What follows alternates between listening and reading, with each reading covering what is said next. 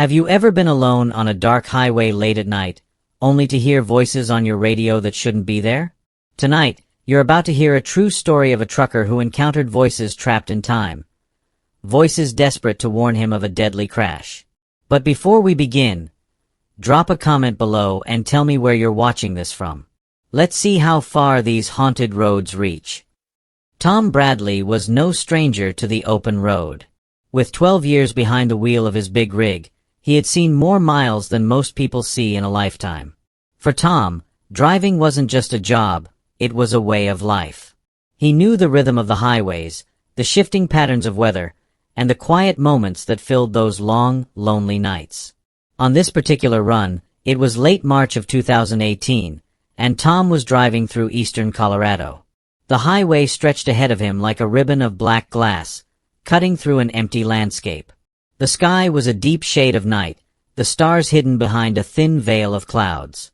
The cold wind pressed against the truck's cab, whispering through the cracks and rattling the mirrors. Around him, the highway was deserted, not a single other vehicle in sight for miles. This was typical for Tom's late-night freight runs.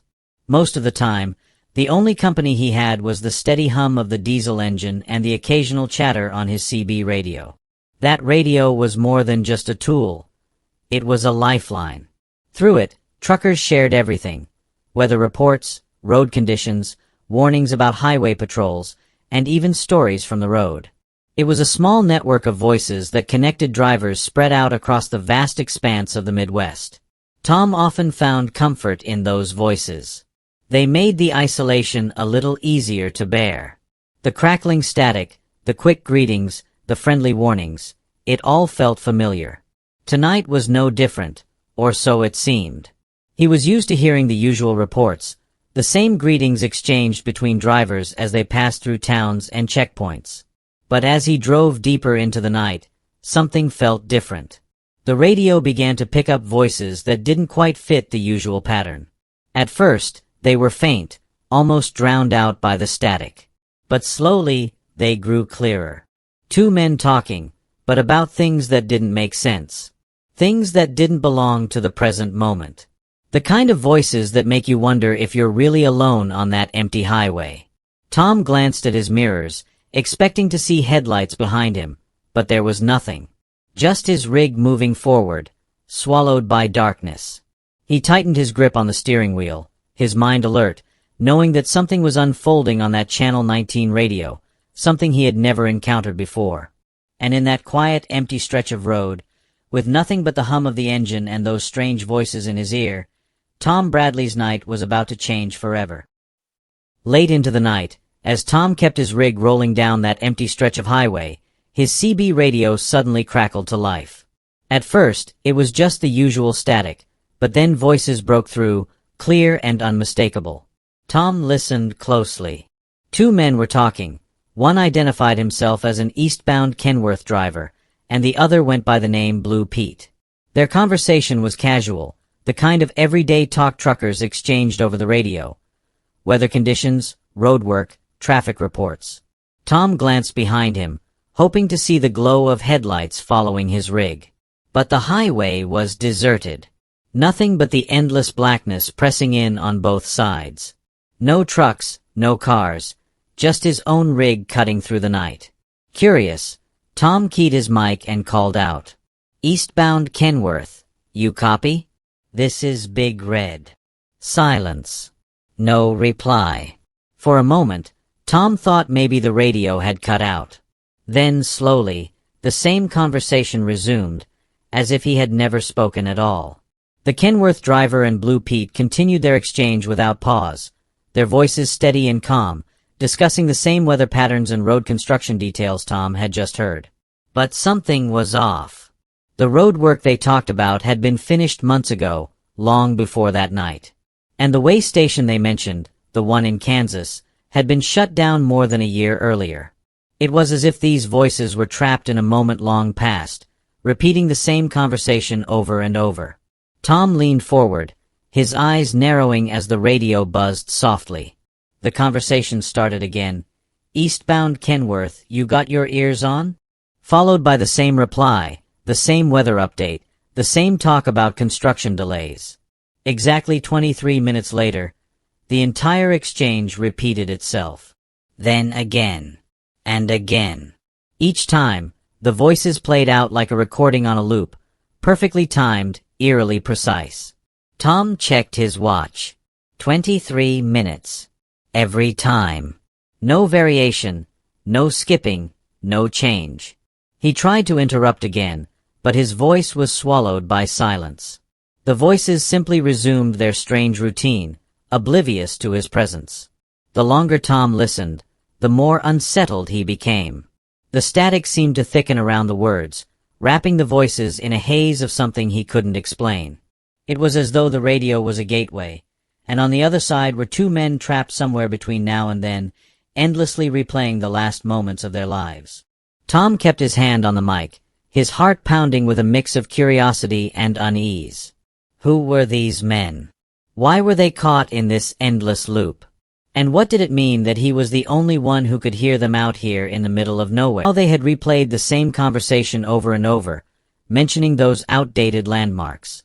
That night, back in his cab, Tom began to dig deeper. He searched through old Department of Transportation records and scoured trucker forums where drivers shared stories and warnings. That's when he found it, the names Jake Morrison and Eddie Valdez. Two truckers who, years ago, had been communicating on their CB radios during a terrible snowstorm. Tom uncovered the grim truth. Jake and Eddie had been involved in a fatal head-on collision on I-US 76, not far from where Tom had been driving. The accident happened in the winter of 2016, 2 years before Tom's own encounter. According to reports, the two men had been talking on their radios right up until the crash, warning each other about the black ice and poor visibility. The official police reports confirmed everything: the crash, the storm, and how both men had been desperately trying to warn other drivers. But there was something else, something almost impossible to explain. Their final words, caught on the CB radio, had never stopped. Somehow, those conversations had been playing again and again, caught in a loop that no one could break. Tom sat back and imagined what it must have been like for Jake and Eddie. Trapped in that moment, unable to move forward or back, caught between life and death. Their voices, frozen in time, still reaching out through the radio waves, trying to connect with someone who would listen. The thought sent a chill through Tom. Were these voices simply echoes? Or were they something more, trapped souls, reaching across the years, desperate for help or warning others of the danger that had taken their lives? For Tom, the answers didn't come easy. But one thing was clear: on that stretch of highway, the past was never really gone. It lingered in the airwaves, waiting for someone like him to hear it. When Tom decided to return to mile marker 165, he came prepared. This time, he had a recording device ready, along with a notebook filled with every detail he could gather from his earlier experience. He wanted to capture everything, to understand what was really happening on that stretch of road. As he neared the marker, the radio crackled once more. The familiar voices returned, the eastbound Kenworth and Blue Pete, starting their conversation just as they always did. But this time, Tom listened more closely. Underneath their words, he began to hear sounds that made his skin crawl. There was the sharp whistle of wind, whipping through invisible cracks. The slow groan of metal bending, creaking as if under strain. Then, faint but unmistakable, the shattering noise of breaking glass. And then came the most unsettling part. Beneath the voices of Jake and Eddie, a third voice emerged. It was faint, distorted, but unmistakably his own. His own words from the previous night echoed back to him through the radio waves. Tom's heart raced. He reached for the mic, his voice trembling as he called out, "Jake? Eddie?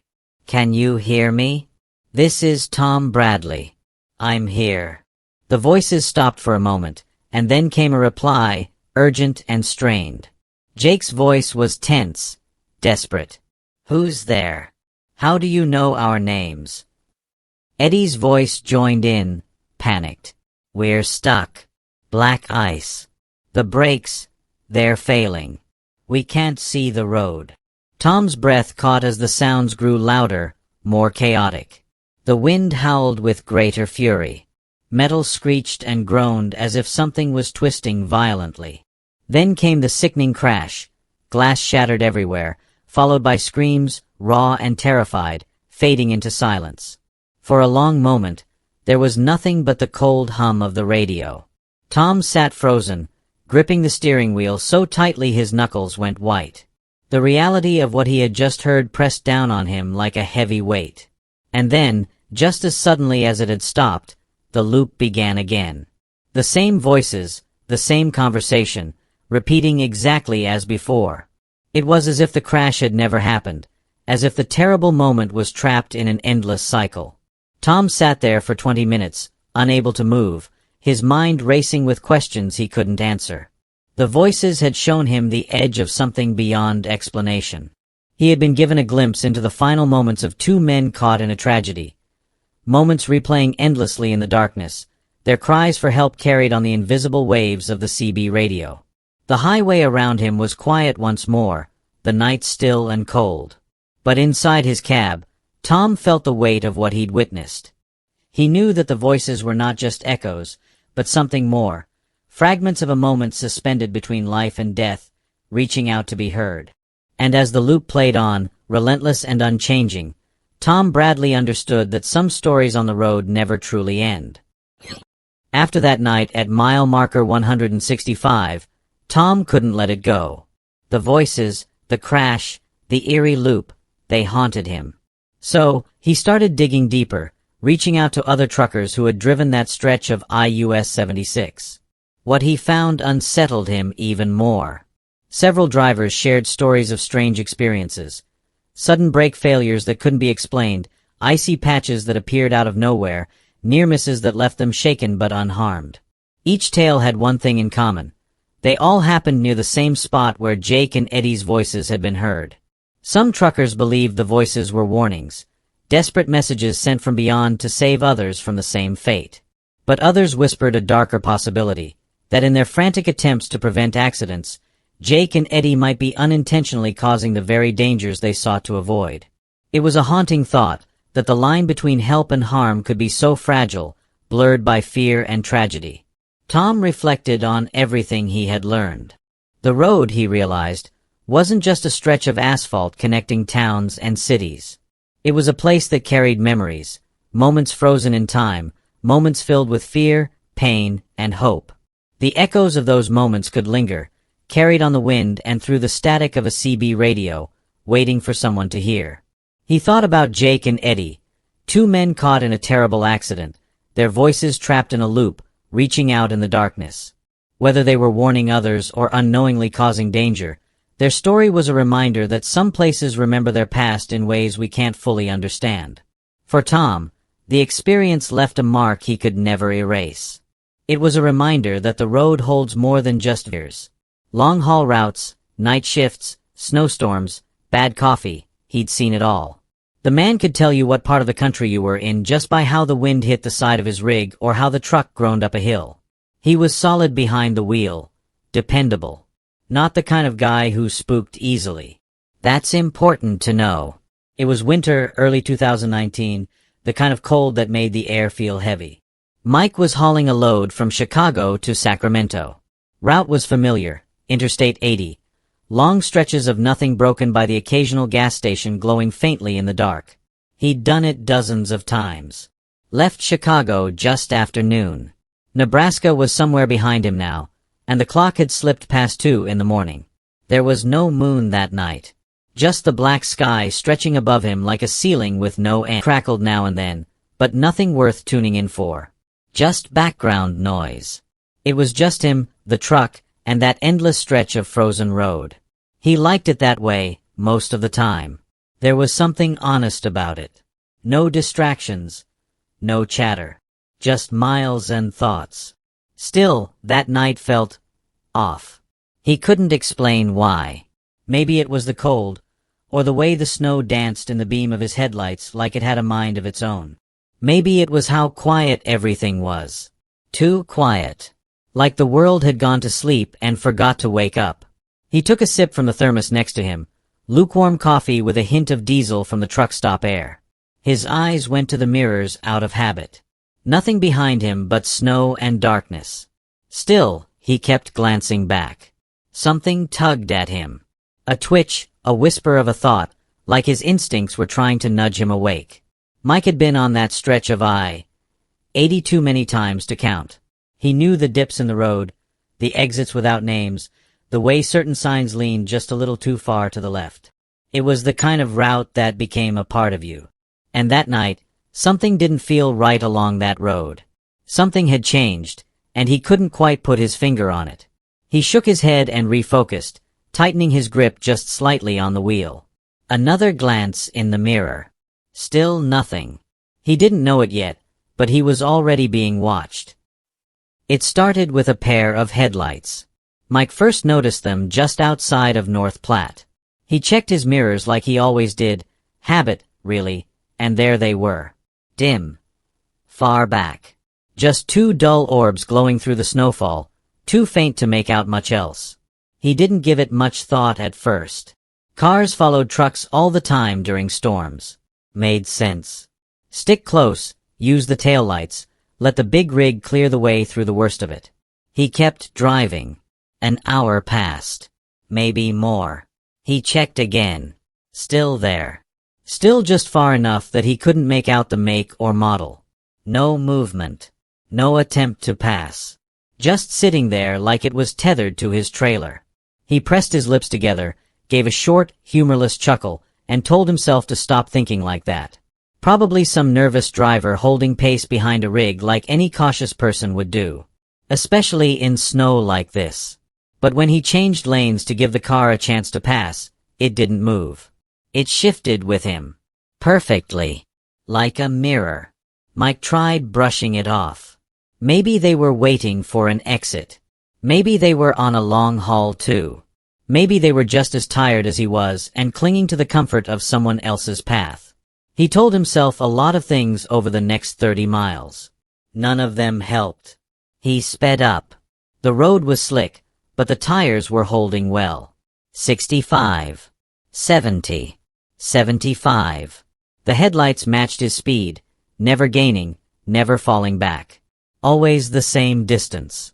Like they were riding an invisible rail that led straight to him. He slowed down. Dropped it to 60. Then 55. Then 50. The sedan adjusted. Flawlessly. Never too quick. Never too slow. Just enough to keep that space constant. Mike gripped the wheel a little tighter. There was a feeling crawling into his gut now, something sour and low and steady. He checked the mirrors again, hoping he'd imagined it all. Still there. Just those headlights, soft and patient. It was starting to wear on him. The longer he watched, the less sense it made. He couldn't see the driver. Couldn't even tell if there was one. Just a shape behind the wheel, if anything. The lights from his truck bounced off the windshield too much to get a good look. He took the next exit. A small ramp leading into a stretch of quiet road and a diner with a half-lit sign. He didn't even need gas. He just needed to get off the road, get his eyes out of the mirrors, give himself 5 minutes to shake whatever was working its way into his head. As he turned off, he watched the sedan in the mirror. Any second now, it would follow. He was sure of it. But it didn't. It kept going. Just drove straight on through the snow and disappeared into the dark. Mike parked in the lot and let the truck idle. For a moment, he sat there in the cab, staring at the highway he'd just left. No movement. No lights. Nothing but snow drifting across the off-ramp like it had swallowed the world whole. He told himself it had been coincidence. Timing. Random chance. The same way you end up next to someone on a plane more than once or see the same stranger at 2 different gas stations in one day. That's all it was. Just miles and paranoia messing with his head. He grabbed some coffee inside. Stared at the steam rising off the cup for a long time before he took a sip. His hands were still steady, but there was a faint ringing in his ears. Not loud. Just enough to notice. He stayed an hour, maybe more. When he pulled back onto the interstate, the road was empty again. Just the snow, the hum of the tires, and the sound of his own breath. He checked the mirrors, out of habit, out of fear, out of something he couldn't name. The headlights were back. Same distance. Same glow. Like they'd never left. Mike didn't speak for a long time after he saw the headlights again. He didn't curse, didn't mutter, didn't even blink right away. Just stared into the mirror, jaw tight, while the snow whispered against the windshield and the hum of the engine rolled steady beneath him. The sedan had returned to the exact spot it held before. No closer. No farther. Like it had never been gone at all. He pushed his foot down. Speed crept up. 60, 65, 70. The truck grumbled as it pulled through the slush, tires spitting out white mist in both directions. The road was still quiet. Too quiet. And yet, when he glanced back, the lights were still there. Holding. Tracking him like a bloodhound. He cut right, sudden and sharp, onto another exit. One he'd never taken before. It wasn't marked well. Just a narrow curve toward a snow-covered access road. There was no reason anyone would follow him down it unless they knew where it led. And that's what he was counting on. The sedan didn't follow. Mike curved around a small loop, barely wide enough for a truck. He came back onto the interstate 3 miles west of where he'd exited. It took him less than 10 minutes. He was sure that it would buy him time. There was no way that car could have tracked that move without being glued to his bumper. Yet, when he hit the highway again and eased back into his lane, he checked the mirror. The lights were there. His hands gripped the wheel harder now. Not from fear. From something colder. Something quieter. A voice in the back of his mind whispering that things weren't adding up. He reached for the CB radio. Breaker 19, Breaker 19, this is Big Mike. Anyone got ears on I-80 westbound near Pine Ridge? Come on, drivers. Somebody out there's got to be listening. I got a car tailing me for going on 3 hours now. Won't pass. Won't drop back. Just sitting in my mirrors like it owns the spot. Anyone else seen it? You got Big Joe eastbound, driver. Just passed through that stretch. Didn't see much but snow and emptiness. What kind of car you talkin' about? Dark sedan. Lights dim. No plate I can make out. Been hugging my back bumper like a lost dog. But here's the thing, it ain't following me. It's keeping pace. Like it knows where I'm going before I do. That's funny. About an hour and a half ago, I passed a car matching that. It was sittin' on the shoulder. Lights off. Just sitting. Like it was waitin' on someone. The radio fell silent after that. Mike didn't respond. He couldn't. His brain was running the numbers. He'd been on the road non-stop. No stops long enough for anyone to leapfrog ahead of him. No alternate routes that wouldn't take at least twice the time. And yet, if that sedan had been spotted ahead of him an hour and a half earlier, his heart sank in a way that made everything else feel still. He scanned the horizon, then the mirrors, then the road again. Nothing made sense anymore. Every trick he'd ever used to lose a tail, he'd tried it. Sudden exits, construction detours, off-ramp loops, even parking on the shoulder for a quick check of his tires. Every time, he'd expected the car to be gone when he returned. Every time, it was waiting for him. Like it knew. He swerved through a construction zone next, cones narrowing the lanes to one side, tight curves forcing him to slow to a crawl. Orange signs flickered past, wet and half-buried in slush. He eased through, keeping an eye on the mirror. The sedan followed. Smooth. Effortless. No hesitation. Not a blink of hesitation. It was there, threading through cones like it belonged. No brake lights. No turn signals. Just those two eyes in the dark. He began to question things he'd never questioned before. Was he being tracked? Was this about his cargo? His route? Something he saw? His mind spiraled through scenarios, each one worse than the last. He looked down at the dash. No signs of tampering. No blinking lights. His phone was off. GPS tracker secure. No missed calls. No strange messages. Just a long stretch of highway, and a ghost car that wouldn't let him go. Mike knew the road well. He knew it better than his own driveway. And yet, nothing felt familiar anymore. The snow, the silence, the hum of the tires. Each second stretched longer than it should. Like time itself was waiting for something to happen. He wasn't just being followed. He was being studied. Mike pulled into the truck stop and parked under the brightest lights he could find. Sodium lamps buzzed above him, humming with a kind of mechanical fatigue, casting their glow onto his windshield like the world was trying to pretend nothing was wrong. But it was wrong. Every inch of him knew it. He could see the car. It was right there. Same distance, same place, same posture. Phil. Unmoving. Watching. He stepped inside and found the night manager, a man with half-lidded eyes and a worn-out voice, someone who looked like nothing surprised him anymore. Mike asked if they had cameras on the lot. The man nodded. Said they did. Said he'd check. They reviewed the footage together. Rewound the tape. Slow motion. Pause. Zoom. Nothing. Mike's truck rolled into frame, alone. No sedan. No headlights trailing him. No shadow hovering in the distance. Just the 18-wheeler gliding into the lot like any other night. Like every other driver who had passed through. He stared at the screen for a long time, waiting for the image to glitch, to catch up. It never did. He turned to the window. The car was still out there.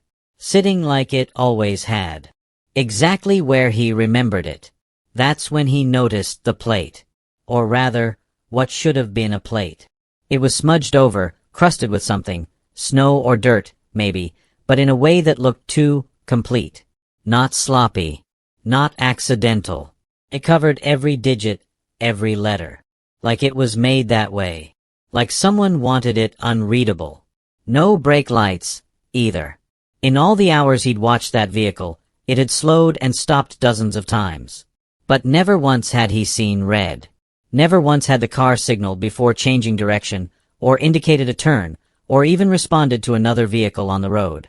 He asked the manager if they'd seen it before. The man shrugged. Said weird things show up sometimes. Especially this time of year. Said most people didn't stick around long enough to get real answers. Then he picked up the phone. 30 minutes later, a state trooper stepped into the building. Snow clung to his boots. The badge on his chest caught the light. He didn't roll his eyes. Didn't smirk. He asked Mike to start from the beginning. Mike told him everything. About the following, the highway, the sedan's strange movements, the mirrors, the exits, the truck stop camera. The trooper listened. Quietly. Patiently. And when Mike finished, the man didn't laugh. Didn't dismiss it. Instead, he asked one question. Has anyone else been asking about your route lately? That line sat between them like a dead animal on the floor. Mike stared. The trooper didn't explain. Just let the weight of it settle. He went on to say that, over the last year, a few truckers had come through with similar stories. Always at night. Always alone. Cars that stayed just out of reach. Cars that seemed to know things they shouldn't. Where drivers would stop. Where they would rest. What route they'd take, even when it changed. None of the sightings ever led to arrests. None of the plates ever matched a registered vehicle. Cameras never caught the cars arriving. Only leaving. When they were gone, they were gone. Like smoke. Like memory. Mike tried to stay calm. Tried to think through it logically. But there was no map for this. No checklist to work through. The car was real. He had seen it. But no one else could. Not in the way he did. Not with proof. The tape showed nothing. The manager had seen nothing. But the sedan was still there, clear as the cold night, parked on the edge of the lot. Still watching. The trooper offered to escort him to the state line. Mike accepted. As they pulled out, the sedan fell in behind them. Again. Same position. Like it was You feel like you're not driving through the dark. You're being pulled through it. By something that knows the road better than you ever will. Something that waits in the quiet, just beyond the reach of headlights. Something that doesn't want to pass you. It just wants to follow. Mike still hauls freight up and down that same stretch of highway. Same rig. Same routines. But some things have changed. He won't stop at that truck stop anymore. Says the lights feel dimmer now. Says the place feels off, like a stage after the play is over. The backdrop's still there, but something's missing, and it's the thing you wish wasn't. He never talks much about what happened. Only says the road started feeling longer after that night. Like the distance between towns stretched just a little wider. Like the quiet carried more weight than before. He doesn't drive after midnight now. Won't admit it's on purpose. Says it's better for his schedule. But anyone who knows him knows better. He's not afraid. Not exactly. He's just cautious. And if you ever ride with him, if you ever find yourself in that passenger seat, you'll notice something strange. He doesn't check his mirrors. Not unless he absolutely has to. Not because there's nothing there, but because sometimes there is. Now let me ask you this. Have you ever been followed by something that never wanted to pass? Have you ever seen headlights in the dark that felt too steady? Too patient? Tell me in the comments. I want to hear your story. And if you enjoy strange, eerie tales like this, stories that make you look over your shoulder long after the screen fades to black, make sure to like, subscribe, and send in your own experiences.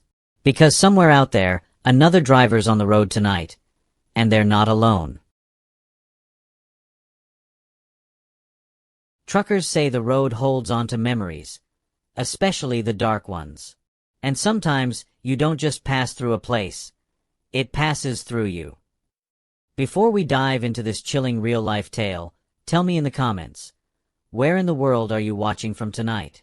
You never know. This might happen near your highway. Danny Morrison had been driving for 3 days straight. Portland to Miami, that was the route. He knew every highway number, every truck stop, every lonely stretch of road between one coast and the other. By the time he rolled into Georgia, his eyes were heavy, his back sore, and the dull hum of the road still echoed in his skull like a fading dream. It was 11:30 p.m. when he pulled off at the Hickory Creek rest stop off I-US 75. The sign for the exit had appeared like a small blessing in the night. He needed his break, mandatory 10 hours, and this spot would have to do. The place looked about as ordinary as a rest stop gets. A couple of picnic tables, old vending machines humming under dim overhead lights, and a small brick building housing the restrooms. Nothing stood out. It was the kind of place a man might forget 5 minutes after pulling away. Danny parked his rig near the middle of the lot, away from the few scattered vehicles already there. He noticed one of them right away, a blue pickup truck parked at the far end, tucked in the corner under one of the floodlights. The kind of truck you'd expect to see on a Georgia back road, nothing fancy. Someone was inside, slumped back in the driver's seat. Looked like they were sleeping. He didn't think much of it. People caught a few hours web. He'd done this 1,000 times before, backing in, shutting down, letting the silence of night swallow the hum of the road. The air was cool, and the lot had gone still. It should have been peaceful. The kind of quiet a driver earns. He stretched out under his blanket, let his body sink into the mattress, and closed his eyes. For a while, he drifted. Not fully asleep, not quite awake. Just floating in that strange space where your mind wanders, where headlights behind your eyelids start to feel like memories. Time slipped past him. Then, sometime around 3 in the morning, nature called. Groggy and half aware, Danny sat up. His boots hit the floor of the cab with a quiet thud. He rubbed his face, grabbed his phone, and checked the time. The screen glowed too bright in the dark, but there it was, 3:04 a.m. He let out a sigh, opened the door, and stepped into the night. The lot hadn't changed. Quiet. Still. Lights buzzing overhead. The same vending machines humming in the distance. He was halfway across the pavement when his eyes drifted toward the pickup again. It hadn't moved. The engine was still running, a soft murmur you barely noticed unless you were listening for it. The headlights were off, just like before. But it was the figure inside, the man in the driver's seat, that gave Danny pause. Same position. Head leaning back. Mouth slightly open. Arms limp, hands resting on his thighs. He hadn't shifted. Not once. Not even a twitch. Danny slowed his steps. He told himself to keep walking. Do what he came out here to do. He was probably just tired. Seeing things. Making too much out of nothing. But as he turned away, the thought lingered. That man hadn't moved in hours. Not an inch. Not even to shift in his seat. And the longer Danny stood there, the harder it became to ignore. Danny finished up in the restroom, splashing a little cold water on his face before stepping back out into the night air.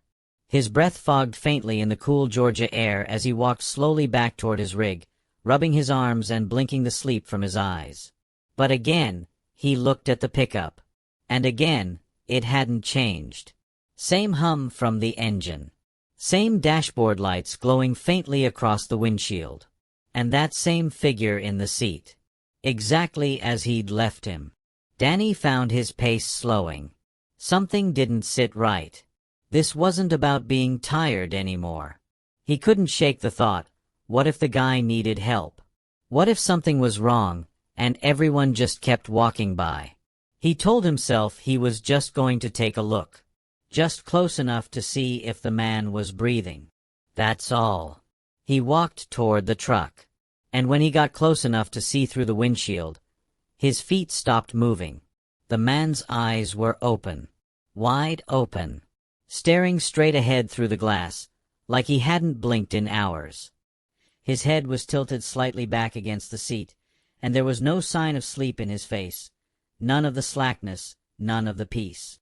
Just this blank stare, straight ahead into nothing. Danny stepped closer. The man looked middle-aged. Maybe late 40s. Hard to say in that lighting. He wore a plain gray t-shirt. His hands rested palms up on his thighs. Still as the rest of him. His mouth was slightly open, as if he had just started to speak but never got the words out.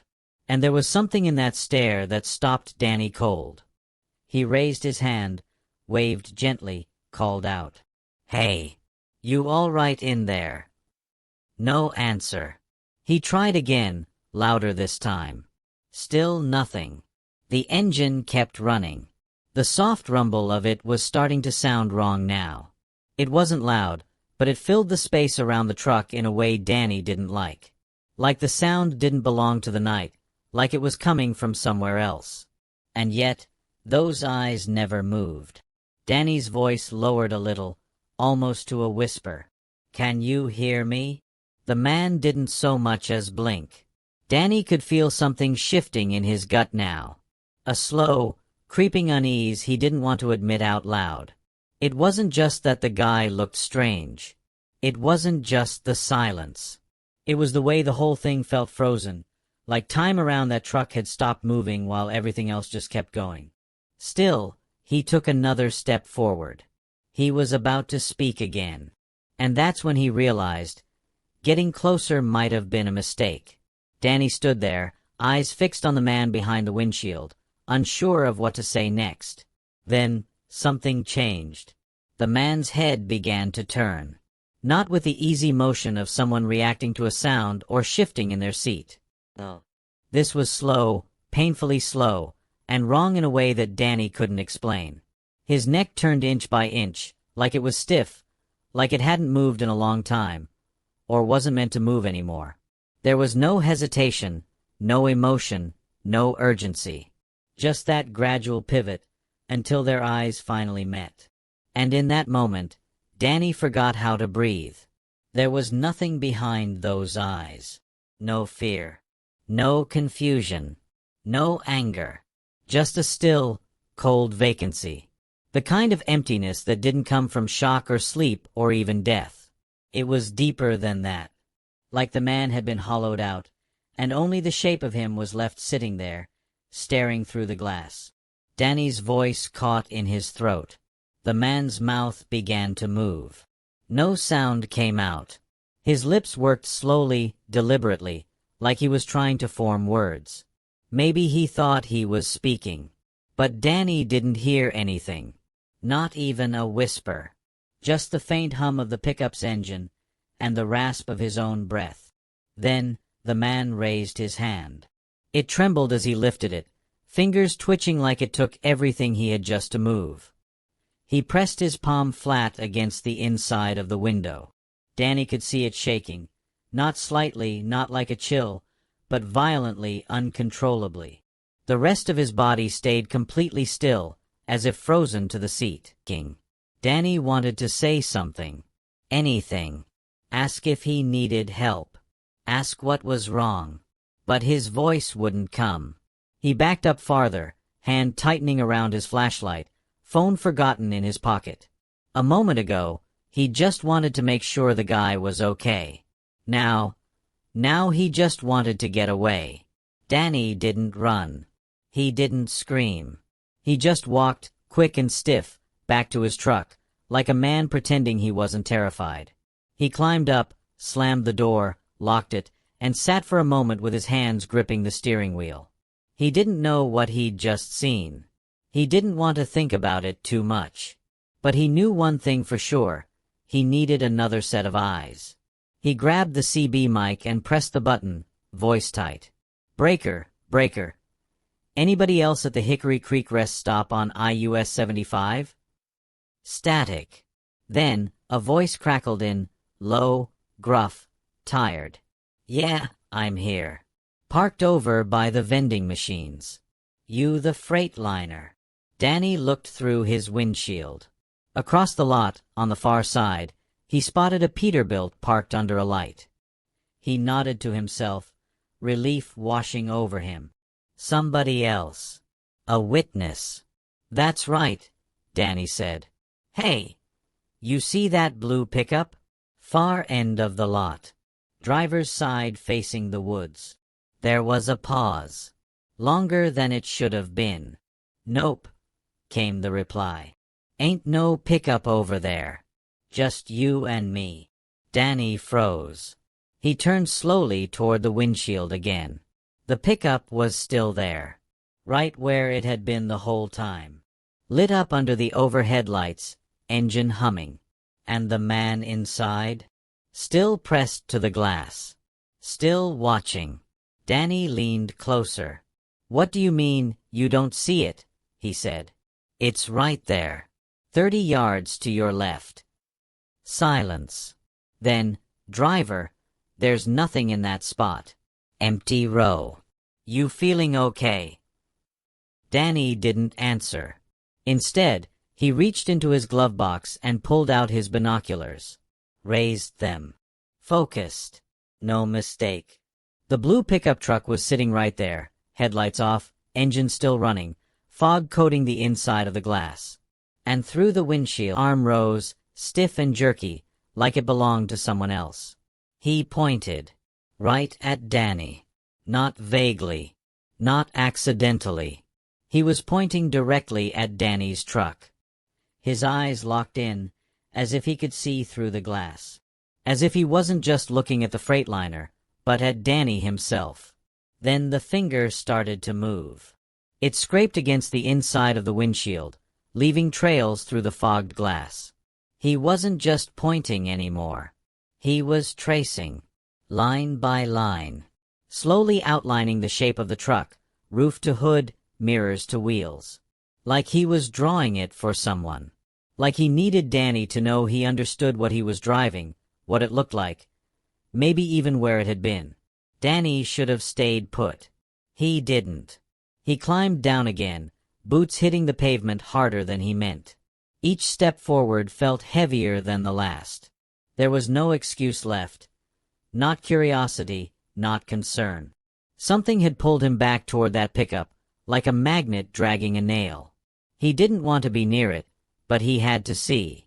This time, the windows were dripping with condensation.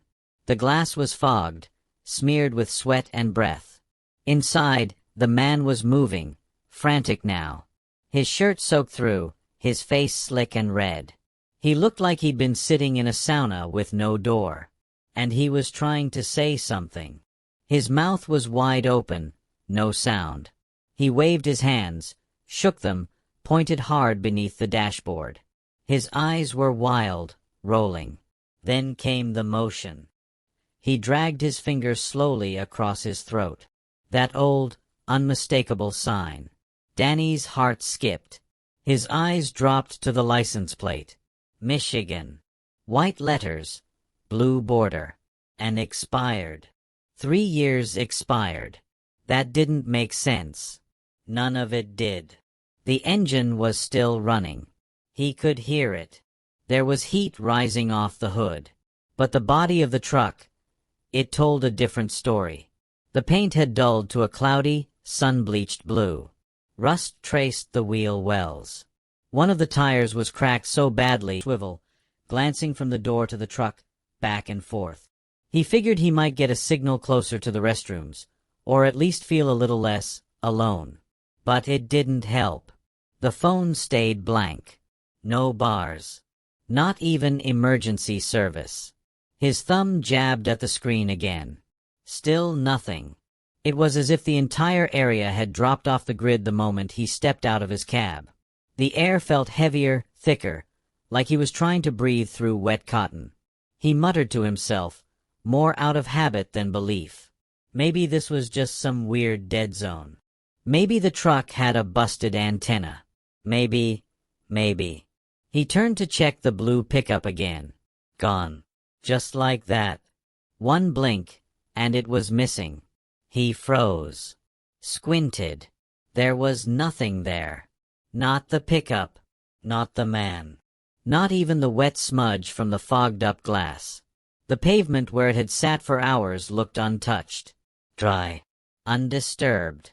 The gravel along the edge of the lot hadn't shifted. There were no tire marks, no oil drips, no trail of condensation, no sign that any vehicle had ever been parked there. Danny walked toward the spot slowly, eyes wide, every nerve in his body on edge. He got down on one knee, put his hand to the pavement. It was cool, clean, nothing. The space that should have held that decaying, humming, sweat-slick machine was just empty. The engine noise that had rattled in his chest earlier, gone. The smell, gone too.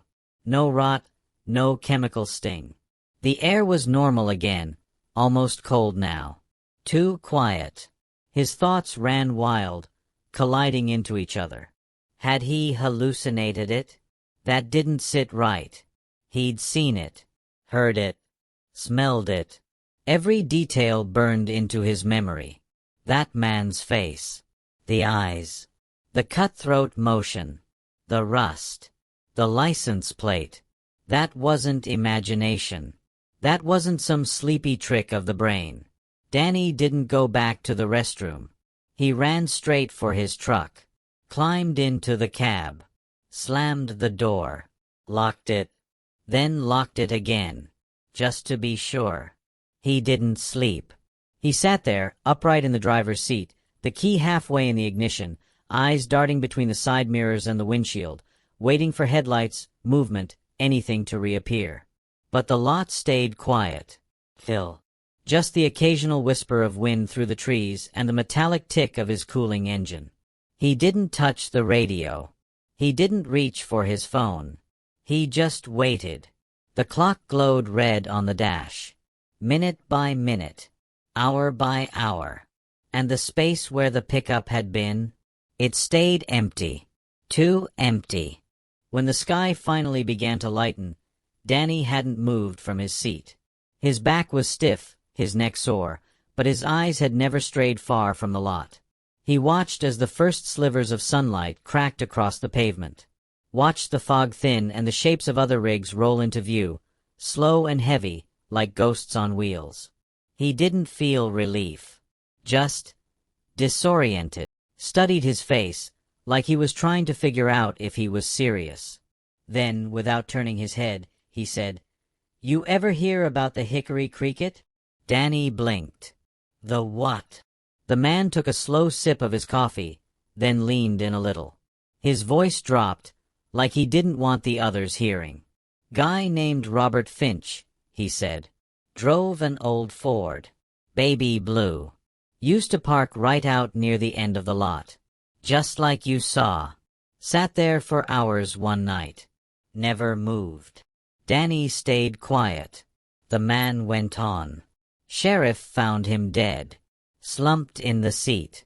Window rolled halfway down. Eyes wide open. Like he was staring at something when it hit him. They said it was poisoning. Chemical stuff. Not street drugs. Cleaner, maybe. Something nasty. His skin was burned up around the mouth." He looked off toward the tree line. "Folks said he was a loner. Kept to himself. Nobody knew what he was hauling." Danny's throat felt dry. The man took another sip of coffee. "Wasn't just that night, though," he said. "For weeks after, folks started saying they saw that truck again. Parked in the same spot. Engine idling. Lights on. Just sittin' there. Sometimes with a guy inside. Sometimes not." Danny asked him what the police did. "Same thing they always do," the old-timer said. "Called it a mistake. Some paperwork mix-up. Claimed people were imagining it. Said no such truck was ever found after that night." He glanced at Danny then. Eyes narrowed. "But truckers know better." Danny didn't respond. Couldn't. He just stood there, staring toward the empty space at the end of the lot. The one that still looked too dry. Too clean. Too perfect.